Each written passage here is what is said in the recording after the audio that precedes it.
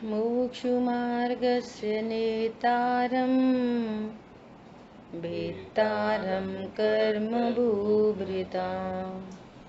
ज्ञातारं विश्वतत्त्वानां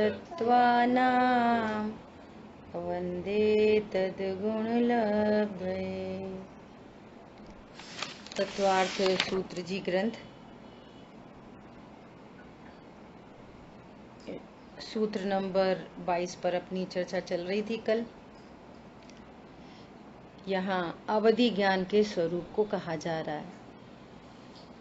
तो अवधि ज्ञान के मूल में दो भेद, भव प्रत्यय और गुण प्रत्यय।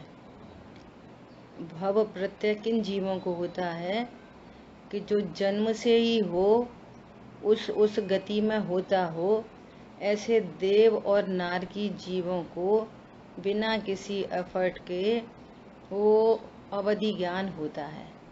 इससे कोई मतलब नहीं है कि वे सम्यक दृष्टि हैं कि मिथ्या दृष्टि हैं। सभी जीवों को भव प्रत्यय, देव और नारकियों को भव प्रत्यय अवधि ज्ञान होता है। अब है गुण प्रत्यय।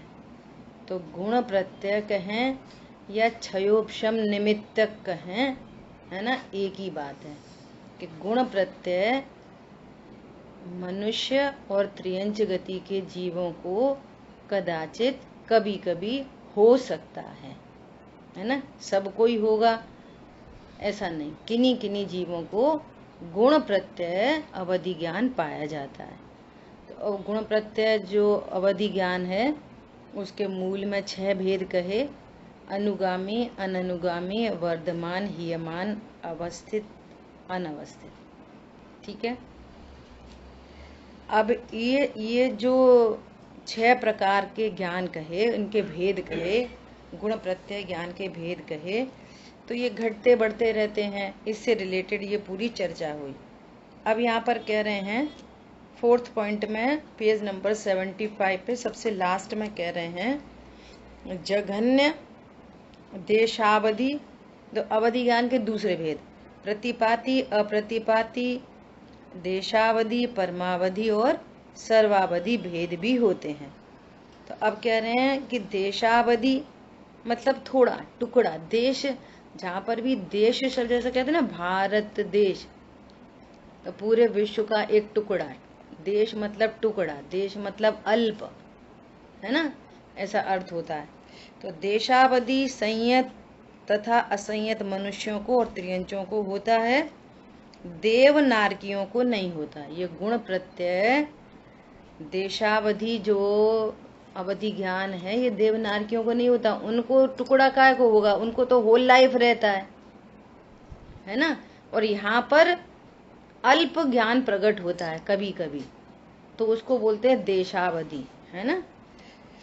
तो कह रहे हैं कि ये देव नारकियों को नहीं होता और अन्य गृहस्थ, अन्य तीर्थंकर, गृहस्थ मनुष्य, इनको नहीं होता। ये वाली बात हो। अब देखो उसके भेद थोड़े से और डेवलप हो रहे हैं। कैसे?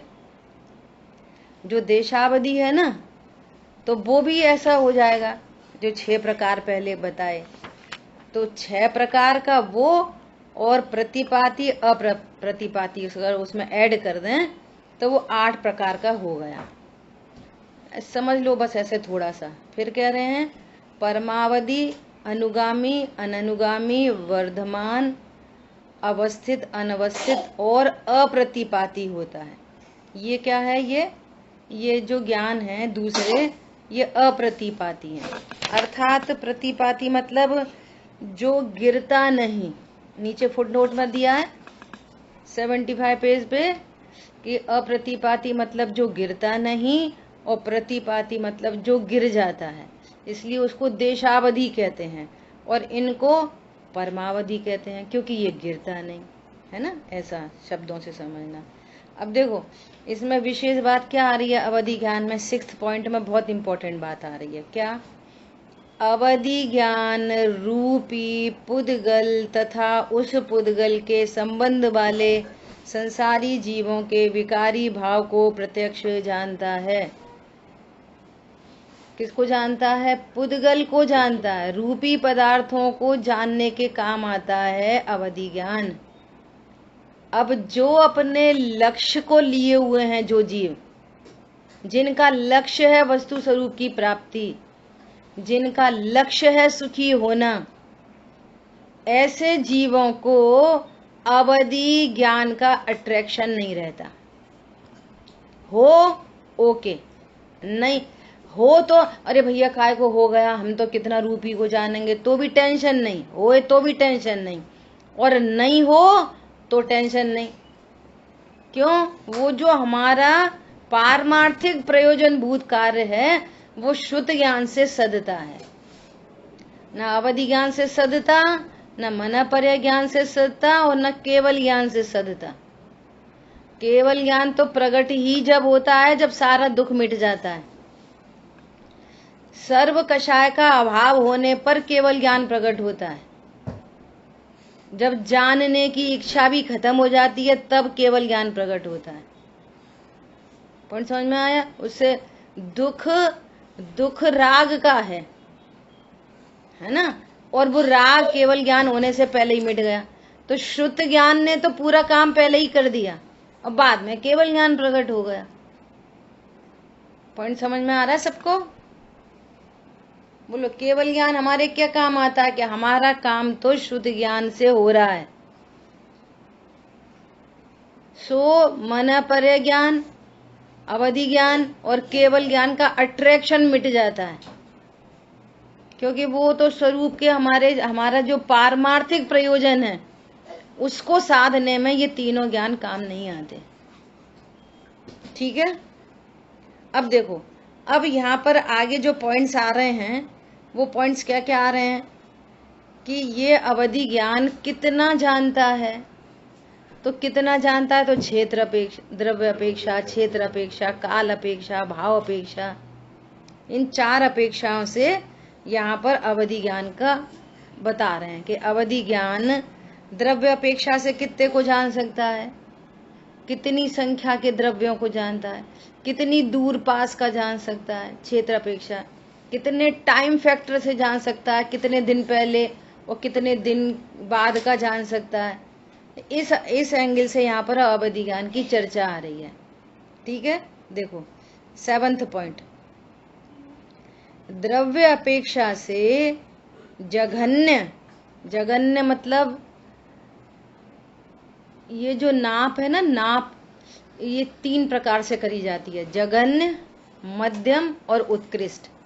जघन्य मतलब सबसे कम, उत्कृष्ट मतलब सबसे अधिक, और मध्यम मतलब इन दोनों के बीच का जो कुछ होगा सो मध्यम। ठीक है? ऐसा। तो यहाँ पर कह रहे हैं द्रव्य अपेक्षा से जघन्य मतलब सबसे कम अवधि ज्ञान का विषय क्या है? स्मॉलेस्ट।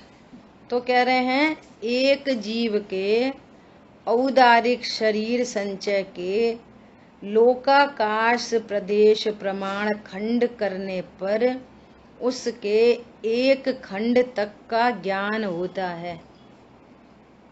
जघन्य से जघन्य कितना ज्ञान हो सकता है?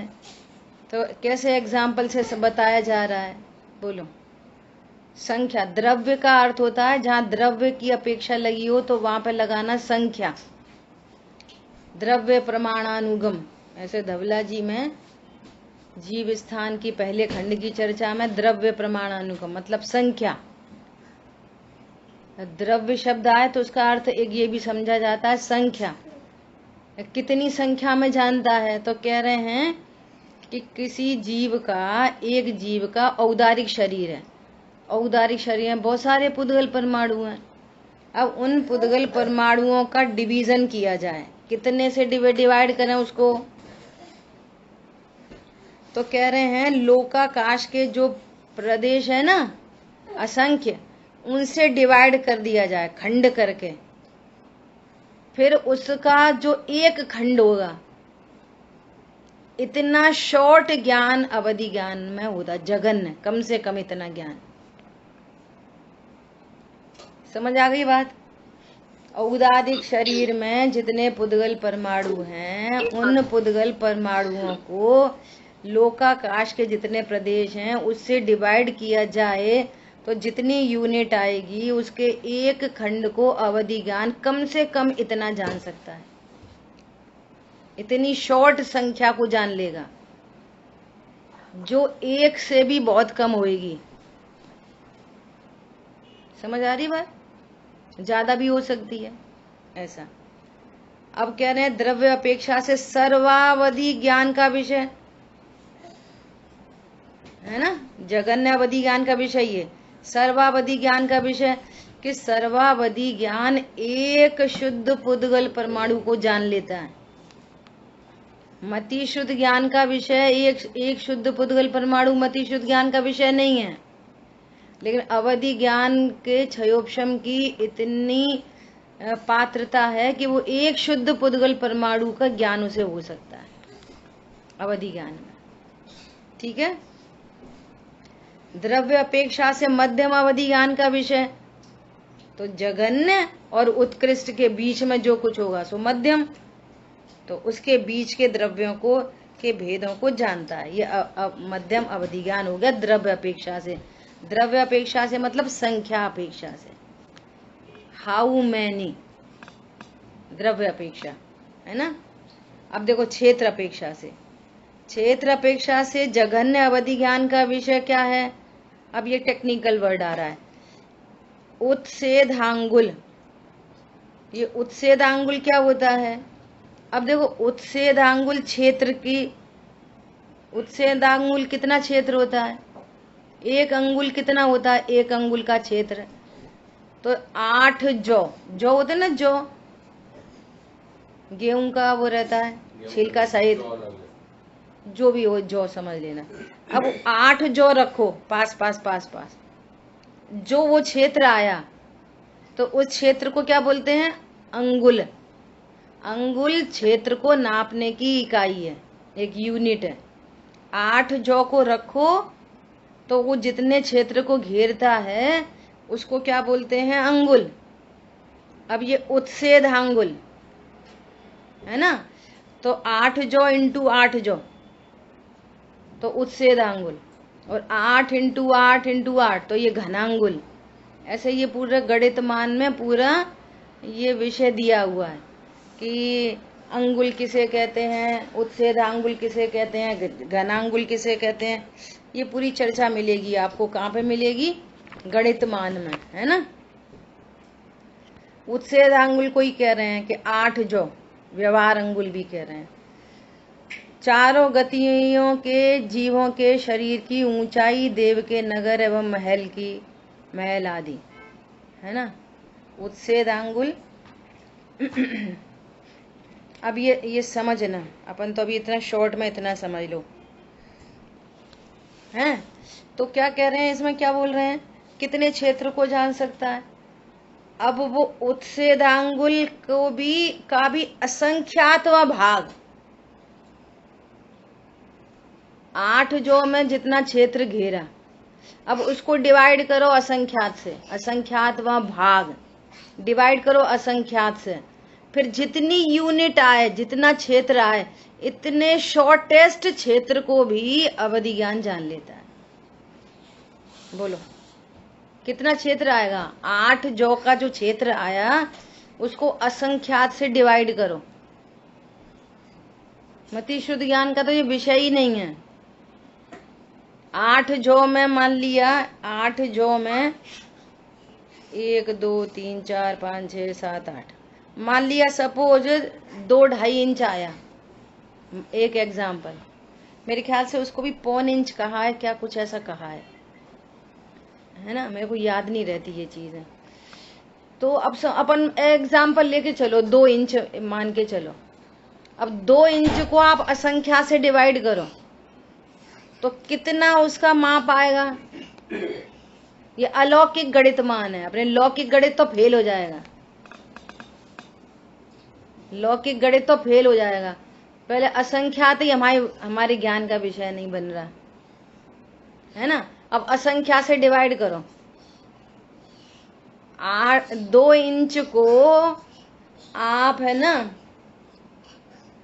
1 नील से डिवाइड करो। 1 नील, इकाई, 2.5, सैकड़ा, 1000, 10,000, लाख, 10 लाख, करोड़, 10 करोड़, अरब 10 खरब, खरब 10 खरब नील, इससे इतने एक नील से डिवाइड करो 2 इंच को, कितनी वैल्यू आएगी? हमें तो ज्ञान का ही विषय नहीं है। और यहाँ से असंख्यात से डिवाइड करो, इसलिए ये ये पारलौकिक जो गणितमान है ना, ये सर्वज्ञ देव का गणितमान है, ये भगवान ने बताया है ये। तो यहाँ पर अवधि ज्ञान का स्वरूप बता रहे हैं कि अवधि ज्ञान इतने शॉर्टेस्ट क्षेत्र को भी जान लेता है, क्षेत्र अपेक्षा जगन्य अवधि ज्ञान। जगन्य मतलब सबसे थोड़ा, उत्कृष्ट कितना जान लेता है? असंख्यात लोक प्रमाण के क्षेत्र को जान लेता है। उत्कृष्ट में तो बड़ी बड़ी यूनिट आएगी, असंख्यात लोक प्रमाण। असंख्यात लोक प्रमाण समझ में आया? कितना होता है? एक लोक का प्रमाण कितना? 14 राजू, 343 घन राजू। और ऐसे असंख्यात लोक हों। अभी तो केवल ज्ञान को तो अपन क्या कल्पना करेंगे, अभी अवधि ज्ञान ही हमारे ज्ञान में आ जाए। उत्कृष्ट में अवधि ज्ञान कितना जान सकता है? उत्कृष्ट क्षेत्र को असंख्यात लोक प्रमाण, लोक प्रमाण असंख्यात नहीं, असंख्यात लोक। एक लोक 343 घन राजू का, और हाइट बोलो तो 14 राजू, है ना। अब राजू ही हमारे ज्ञान का विषय नहीं है। अगर राजू जान लेते तो हम मानुषोत्तर पर्वत भी जान लेते, यहीं इधर ही बैठे बैठे। फिर यहीं बैठे बैठे तो हम विदेह को भी जान लेते, लेकिन हमारी मति शुद्ध ज्ञान का विषय नहीं है विदेह क्षेत्र। और तो सुनो, भरत चक्रवर्ती यहाँ पर बैठे बैठे भरत क्षेत्र में और सूर्य के विमान में जो अकृत्रिम जिनाले हैं, उन जिनाले में विराजमान अकृत्रिम जिन प्रतिमा के दर्शन वो यहाँ से करते थे। अवधि ज्ञान का विषय। कितनी दूर है वो सूर्य विमान यहाँ से?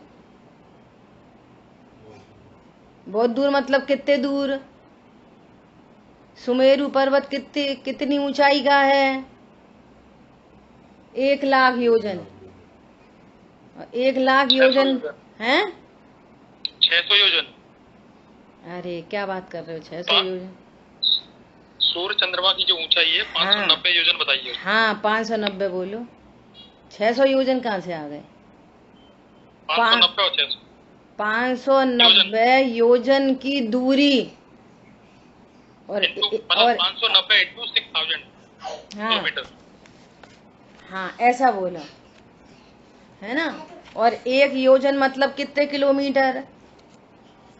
1 योजन मतलब कितने किलोमीटर? और सोचो इतने किलोमीटर दूर का भरत चक्रवर्ती अपने अवधि ज्ञान से इतने दूर तक का दर्शन कर लेते थे। बोलो, ये अवधि ज्ञान है ना। ऐसा तो क्षेत्र अपेक्षा से 36 लाख किलोमीटर। बोलो, समझ में आई बात? ऐसा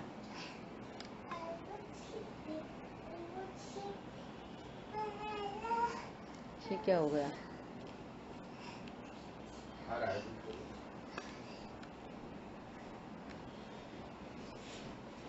ठीक है। अब मध्यम क्या?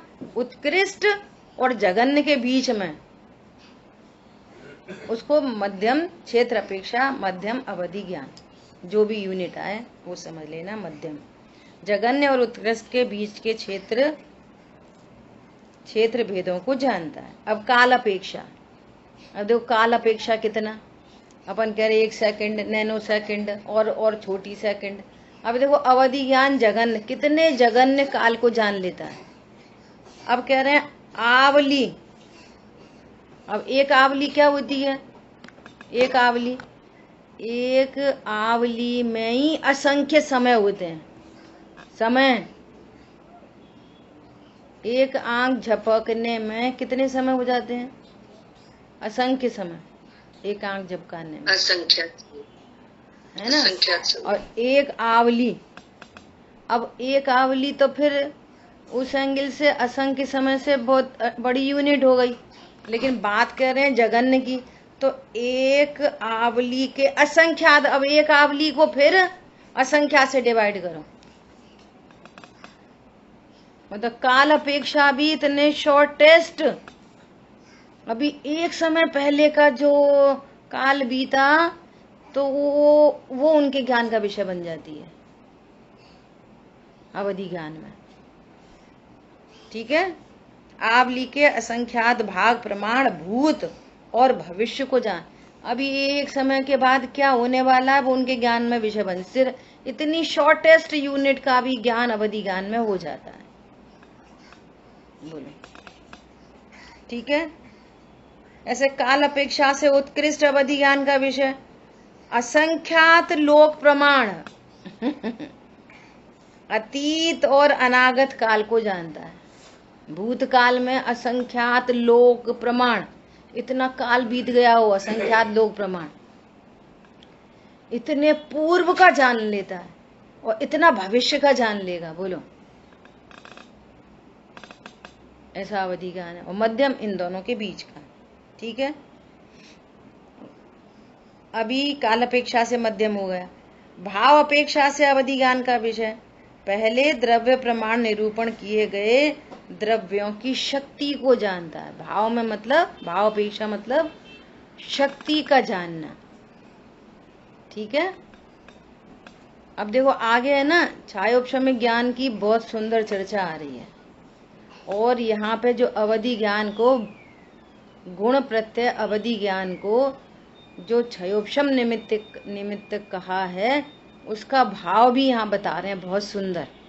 निमित्त नैमित्तिक संबंध का इतना गजब का स्वरूप इस ग्रंथ में आदरणीय राम जी भाई ने, जहां जहां निमित्त नैमित्तिक संबंध की कोई बात आई तो दो द्रव्यों की स्वतंत्रता का उन्होंने हर जगह बार बार अब तक की अपनी ये चर्चा हो गई ना, इतनी चर्चा में भी निमित्त नैमित्तिक संबंध की चर्चा 3-4 बार आ चुकी।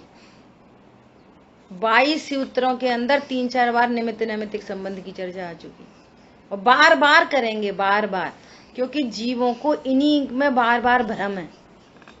निमित्त नैमित्तिक संबंध का व्यवस्थित ज्ञान नहीं है।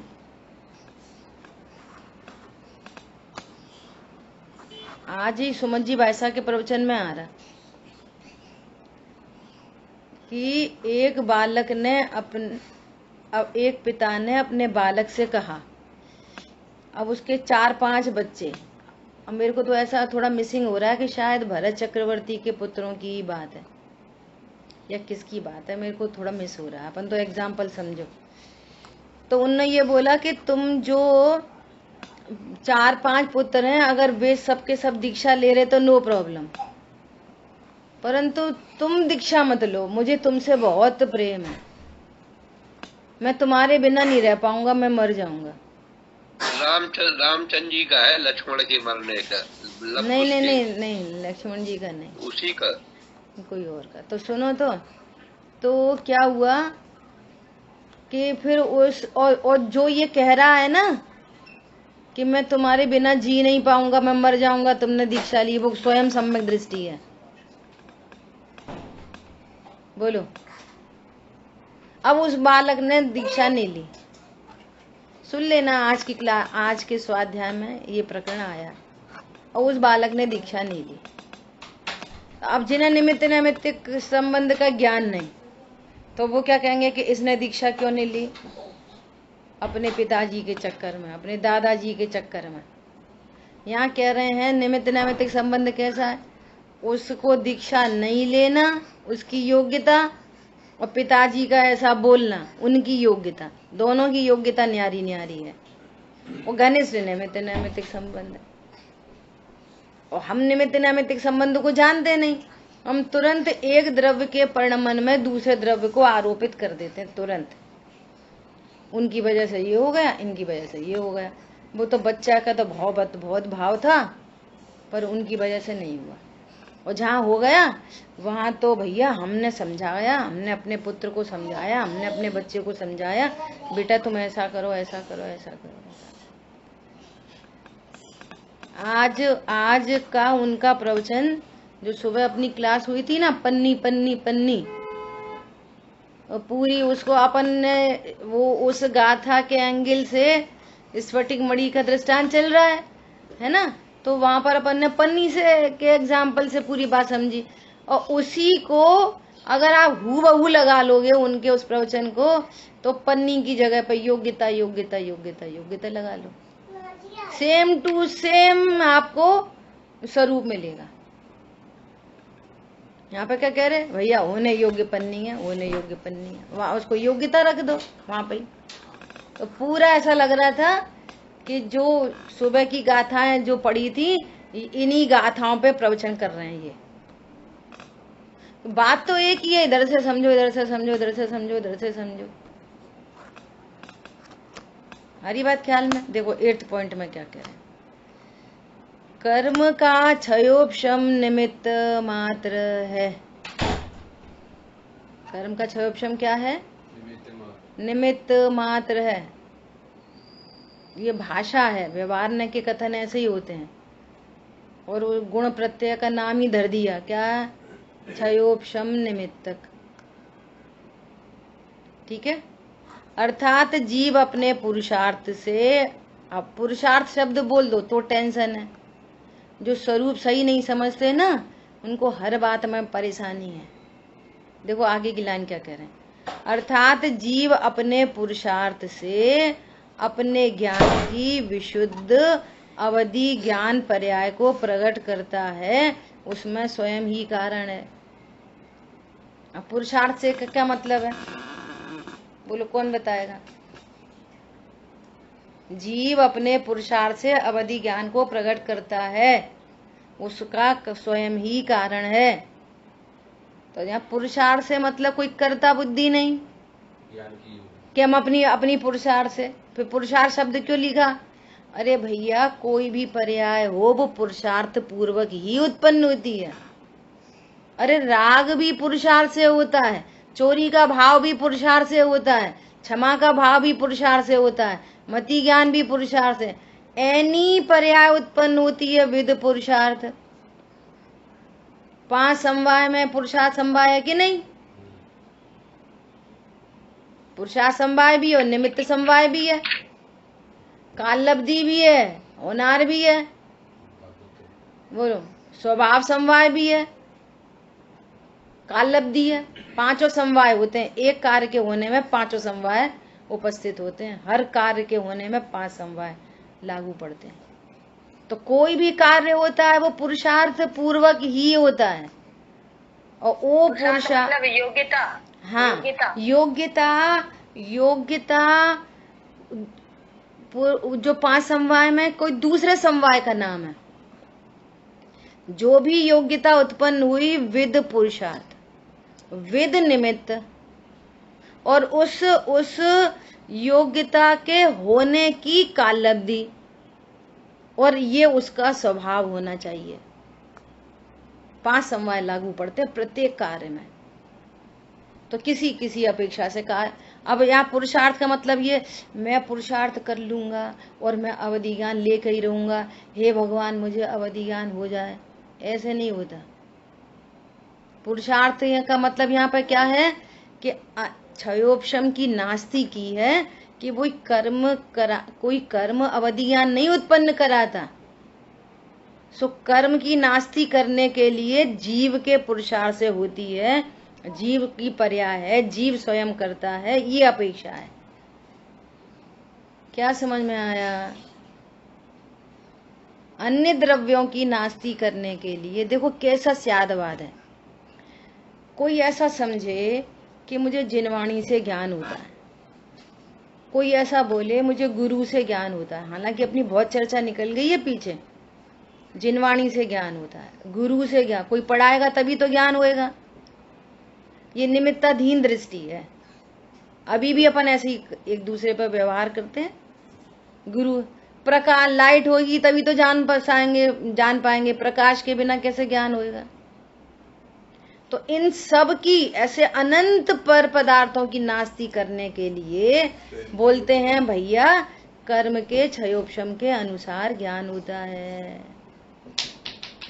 जो कर्म बीच में आ गया, किसकी नास्ती करी, अभी आएगी ना आगे, किन किन, पूरे विश्व की नास्ती और कर्म के क्षयोपशम की अस्थि। इतना बड़ा काम हो गया कर्म के ऊपर आके। अब वो कर्म कोई करता मान ले, भैया कर्म के क्षयोपशम से ज्ञान होता है, कर्म के क्षयोपशम से। तो वो कहने भैया कर्म का क्षयोपशम भी भिन्न द्रव्य है, वो भी निमित्त है। जो भी ज्ञान उत्पन्न होता है वो अपनी योग्यता से उत्पन्न होता है, अपने ज्ञेयाकार को लेके आता है, पूर्व से ही उत्पन्न होती हुई पर्याय अपने ज्ञेयाकार को लेके आती है, उसमें कर्म का उदय निमित्त है। अब देखो सत निमित्त का ज्ञान कराने से अनंत पर पदार्थ, ये तो निमित्त भी नहीं है कोई, ये तो कोई निमित्त भी नहीं है। सत निमित्त कौन है, क्योंकि किसी कार्य के होने में निमित्त अवश्य में होएगा। सत निमित्त कौन है, सत निमित्त है कर्म का क्षयोपशम। लेकिन कर्म का क्षयोपशम ज्ञान कराता है तो फिर उसकी भी नास्ती करेंगे। क्या क्या नास्ती करेंगे कि भैया वो ज्ञान अपनी स्वयं की योग्यता से होता है, तो कर्म के क्षयोपशम की भी नास्ती कर दी। क्या समझ में आई? अनंत पर द्रव्यों की नास्ती करने के लिए एक सत निमित्त का ज्ञान कराया। किसी भी चीज में लागू कर लो, हर जगह लागू कर लो। दवाई, डॉक्टर, दवा, दुआ, क्या बोलते हैं, अखंड पाठ और शांति धारा और फलाना ढिकाना। अनंत की नास्ती, एक आयु कर्म की अस्थि। आयु कर्म है तो कोई मार सकता नहीं, और आयु कर्म नहीं है तो तुम्हारी शांति धारा, अखंड धारा, दवा, दुआ, डॉक्टर कुछ काम नहीं आती। मणि मंत्र तंत्र बहु होई, तो पूरे विश्व की नास्ती और एक आयु कर्म की अस्थि। और एक कर्म की अस्थि में ऐसे अनंत पर पदार्थों के प्रति राग द्वेष मिट जाते हैं। इतनी इंपॉर्टेंट है ये कर्म फिलॉसफी को समझना। अब कर्म पर आ गए ना, अब बोले भैया आयु कर्म आयु कर्म आयु कर्म। अब तुम आयु कर्म को मत रो, वो निमित्त है ना, तुम अपनी जीवत्व शक्ति से जीते हो। क्या बोला? मणि मंत्र तंत्र बहु होई, मरते न बचावे कोई। अब मणि मंत्र तंत्र बहु होई, मोहे मार सके ना कोई। बात बदल गई पूरी की पूरी। आयु कर्म से थोड़ी जीवित रहता हूं, अरे मैं मरता ही नहीं हूं। अब जिसका ज्ञान इतनों से रिलैक्स नहीं है, इतनी चीजों पर रिलैक्स नहीं है, और एक आयु कर्म पर सेंट्रलाइज नहीं हुआ, तो वो स्वभाव सन्मुख कैसे हो सकता है? इतना हौच-पौच वाला ज्ञान, जो नो कर्म की दृष्टि जिसकी बनी हुई है, इतने टेंशन में हर समय अनंत नो कर्म से राग द्वेष चल रहे हैं, तो वो स्वभाव सन्मुख कैसे हो सकता है? ऐसे एक सत निमित्त का ज्ञान अनंत, सेंटेंस लिख लो अच्छे से बोल्ड लेटर्स में, एक सत निमित्त का ज्ञान अनंत असत कल्पनाओं का निवारण करता है। अनंत असत कल्पना छूट जाती हैं। कितनी? अनंत अनंत पर पदार्थों की छुट्टी हो गई। कितना ज्ञान रिलैक्स है। भैया हमारे घर में हमारा पुत्र बीमार है, हमारे अम्मा बीमार है, भैया तुम ऐसा करियो, तुम वैसा करियो, तुम जे करियो, वो करियो, जे करियो, ढंग से करना, अच्छे से करना, फलाना करना, डिगाना करना। ये ज्ञान में यहाँ कर्म फिलॉसफी का निर्णय सर्वज्ञ देव बता रहे हैं। आयु कर्म है तो देह चेतन का संयोग है, और आयु कर्म नहीं है तो देह चेतन का संयोग कोई रोक नहीं सकता। अब ज्ञान रिलैक्स है, बस हुआ डहुआ काय की है, एकदम रिलैक्स। अब दूसरी बात, आयु कर्म का भी अभाव होगा और इनका संयोग का बिछोह होगा, तो ये संयोग ही तो था, मरेगा थोड़ी। पूरे 3 लोक में अपने भाव के अनुसार कहीं ना कहीं तो होगा। जीव मरता क्या है, हमारे बीच से संयोग चला गया, लेकिन उसका नाश थोड़ी हो गया जीव का। अपने परिणामों के अकॉर्डिंग इस 3 लोक में कहीं ना कहीं तो होगा, हमारे ज्ञान का विषय नहीं है बस। क्या बोला? और जब हम थे तो वो नहीं थे, बाद में ही बना ना संयोग, और वो पहले से थे, हम बाद में आए, तो संयोग तो बाद में ही बने ना। तो संयोग है तो वियोग सहित ही होते हैं संयोग। तो ये है सुखी होने का मंत्र, ये है सही निमित्त का ज्ञान। क्या कहा? सो यहाँ पे निमित्त देखो। और एक एग्जाम्पल कि बहुत बार दिया ये एग्जाम्पल, बहुत बार, फिर से दे रहे एक बार और। आपने हमको 4 बजे अपने घर बुलाया कि सब बैठ के गोष्ठी रखिए, स्वाध्याय करेंगे, और हमको पहुंचने में 15 मिनट लेट हो गए, आधा घंटे लेट हो गए। अब आपने पूछा दीदी लेट क्यों हो गए, तो क्या बोलेंगे? अरे वो योग्यता ही थी इतने बजे आने की, 4:30 बजे। ये तो 100% सत्य आंसर है, लेकिन ज्ञान सेटिस्फाई नहीं होता। आप निमित्त से आंसर करो ना, अरे बस निकल ही रहे थे, वो हमारे रिश्तेदार आ गए, अच्छा हाँ इसलिए लेट हो गए। निमित्त की तरफ से बात करते से ही रिलैक्स होता है ज्ञान। अरे बस निकल रहे थे, वहां चक्का जाम हो गया, अरे वो रेल का फाटक लग गया, अरे वहां पे एक्सीडेंट हो गया था। तो ये सारी तो निमित्त के कथन है, निमित्त के कारण नहीं हुआ ऐसा। क्या बोला? ऐसा उपादान तो बेसब निमित्त। समझ में आई बात? और निमित्त का आंसर सुन के बस हाँ अब सही है, इसको कहते हैं निमित्ताधीन दृष्टि। ठीक है, तो ये थोड़ी सी निमित्त नैमित्तिक संबंध की अपन ने चर्चा की। ये जैसे लिखा है कि सत निमित्त का ज्ञान मतलब अनंत असत्य कल्पनाओं से छूट जाती है। और सत निमित्त के भी नास्ती करनी हो तो इसके भी क्या सेंटेंस लिखें? और निमित्त उसे कहते हैं जो उपादान में कुछ नहीं करता।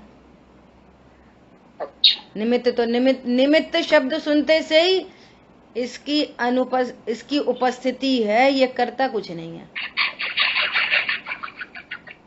इसकी उपस्थिति है, ये करता कुछ नहीं है।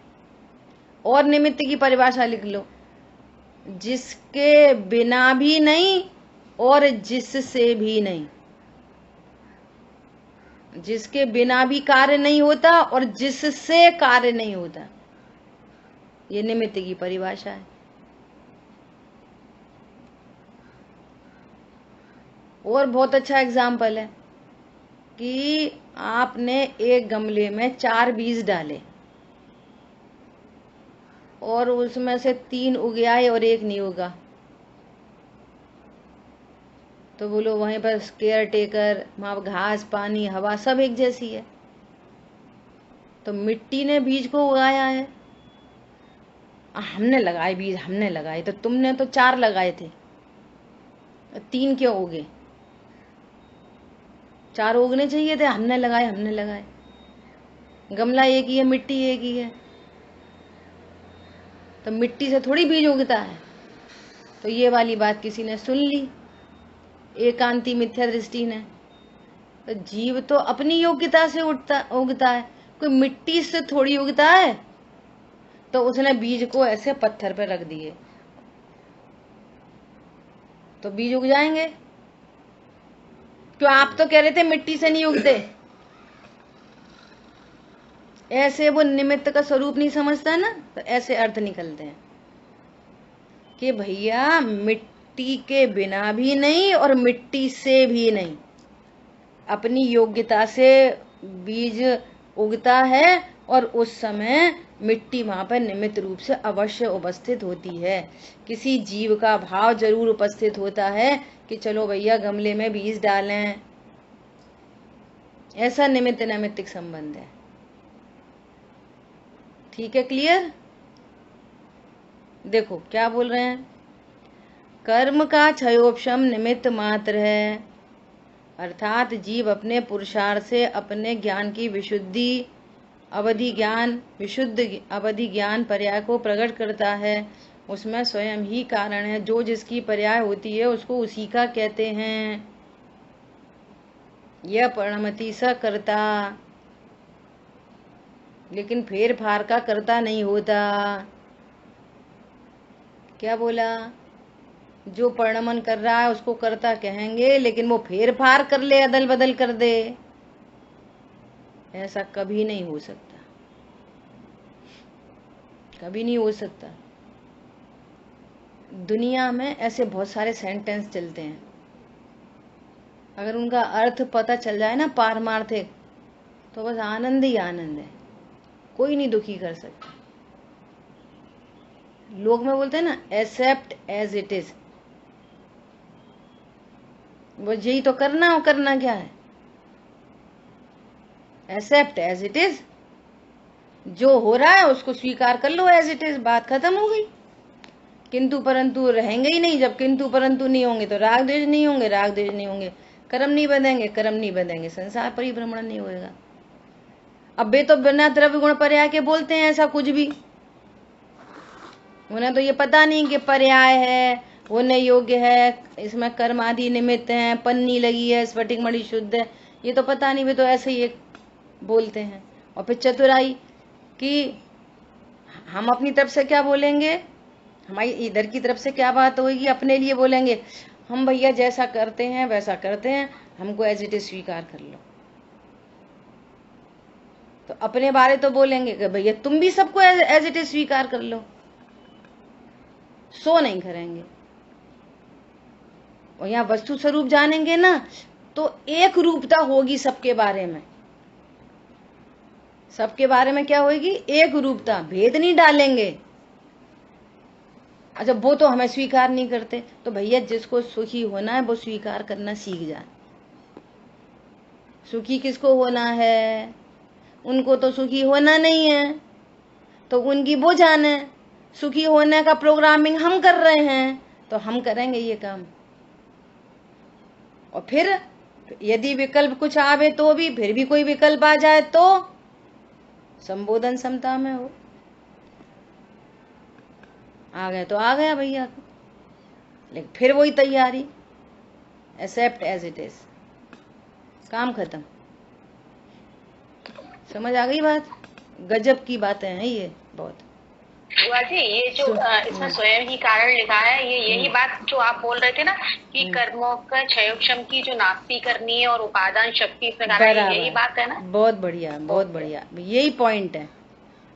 निमित्त का, सत निमित्त का ज्ञान कराने के लिए अनंत की नास्ती करी, और निमित्त भी उपादान में कुछ करता नहीं, वो मैसेज है ये। बिल्कुल, बहुत बढ़िया। ऐसा कोई बोलता है ना तो फिर खुशी मिलती है कि चलो भैया इतनी समय शक्ति काम आ रही है, एक के भी काम आ रही है ना तो इतना काम बढ़िया हो गया। ठीक है, अवधि ज्ञान के समय अवधि ज्ञानावरण का क्षयोपशम अवश्य होता है, सॉरी, अवधि ज्ञानावरण का क्षयोपशम स्वयं से, कर्म में जो क्षयोपशम बन रहा है वो उसकी योग्यता से, कर्म के से स्वयं हो रहा है, और जीव में जीव का हो रहा है। इतना संबंध बताने को निमित्त बताया है, सत निमित्त बताया है।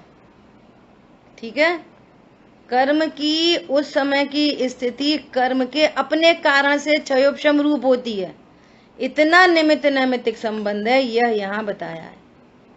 ऐसा निमित्त नैमित्त कर्म में क्षयोपशम बन रहा है वो कर्म के कारण, जीव में क्षयोपशम बन रहा है, जीव में क्षयोपशम नहीं, जीव में छायोपशमिक भाव, थोड़ा अंतर है दोनों में। कर्म में बनता है क्षयोपशम, जीव में होता है छायोपशमिक भाव। कौन दोहराएगा इस बात को, बोलो?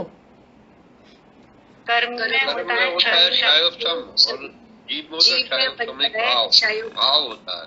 हाँ, ऐसा चारों में लगेगा। अपना जो दूसरा वो अध्याय आ रहा है ना, बहुत सुंदर अध्याय आ रहा है, बहुत ही गजब का। आपको एकदम क्लियर पिक्चर हो जाएगी परिणामों के बारे में। ऐसे ही कर्म का होता है उदय और जीव की पर्याय में होता है औदिक भाव। औदिक भाव। ऐसी कर्म में होता है उपशम और जीव की पर्याय में होता है औपशमिक भाव। कर्म में होता है क्षय और जीव की पर्याय में होता है क्षायिक भाव। ऐसे दोनों शब्द अलग अलग हैं। ऐसे लोग बोलते थे ज्ञान का क्षयोपशम, ज्ञान का क्षयोपशम नहीं होता, ज्ञान का क्षयोपशमिक भाव होता है, कर्म का क्षयोपशम होता है। क्या बोला? ज्ञान का क्षयोपशम, ज्ञान का क्षयोपशम। उनके ज्ञान का क्षयोपशम बहुत है, ज्ञान का क्षयोपशम नहीं, ज्ञान का क्षयोपशमिक भाव बहुत है। क्षयोपशम होता है कर्म में। कर्म और भाव कर्म का हाँ, भेद है। नहीं, द्रव्य कर्म भाव कर्म नहीं, जीव और कर्म के बीच का भेद है। निमित्त नैमित्तिक संबंध से पर्यायों का ज्ञान करा रहे, ऐसा। ठीक है, तो अपनी इतनी चर्चा हुई और समय भी हुआ है। अब आगे क्षयोपशम का अर्थ बताएंगे कि ये क्षयोपशम शब्द हम सुनते रहते हैं, हालांकि दूसरे अधिकार में बहुत अच्छे से आने वाला है। ये क्षयोपशम मतलब क्या होता है ना? तो इसकी चर्चा आगे करेंगे। विचारना। जिन वाणी के ज्ञान से सूझे लोकालोक, सो वाणी मस्तक नमो वाणी मस्तक नमो सदा देव। बोलिए द्वादशामयी जय वाणी माता की।